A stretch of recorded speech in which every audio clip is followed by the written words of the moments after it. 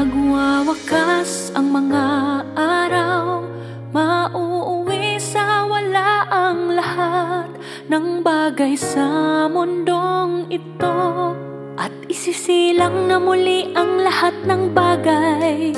Tandaan ito, huwag itong kalimutan, hindi ka maaaring maging pabaya tungkol dito. Ang langit at lupa ay lilipas, datapwat ang mga salita ng Diyos ay hindi lilipas. Muli kayong pinapayuhan ng Diyos, huwag tumakbo ng walang kapuluhan. Gising, magbalik loob at malapit na ang pampang. Ang Diyos ay nagpakita na sa gitna ninyo, at ang tinig ng Diyos ay lumitaw na. Lumitaw na ang tinig ng Diyos sa inyong harapan. Umaharap ito sa inyo ng araw-araw, ng harap-harapan at sariwa, at bago ito bawat araw. Nakikita mo ang Diyos at nakikita ka ng Diyos. Ang Diyos ay palaging nagsasalita sa iyo, at kayo'y magkaharap, at kayo'y magkaharap. Pero tinatanggihan mo siya at hindi mo siya kilala. Ang mga tupa ng Diyos ay nakakarinig ng kanyang tinig, at gayon pa man nag-aatubili ka pa rin.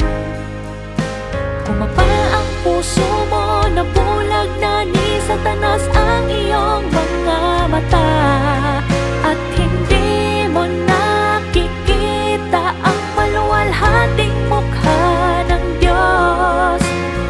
Nakakaawa ka, nakakaawa.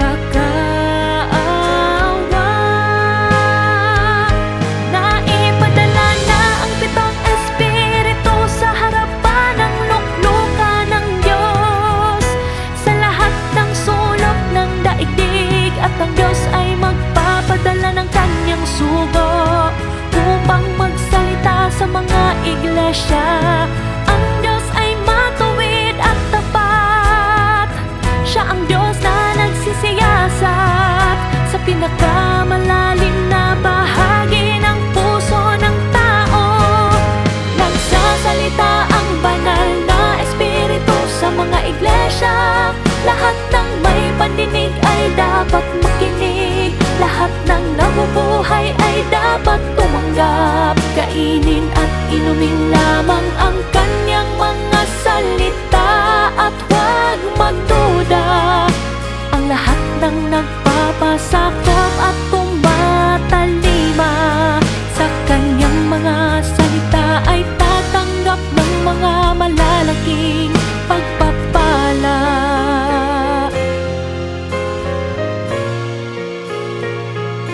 Ang lahat ng mga taimtim na naghahanap sa mukha ng Diyos ay tiyak na magkakaroon ng bagong liwanag, bagong kaliwanagan at pagkaunawa.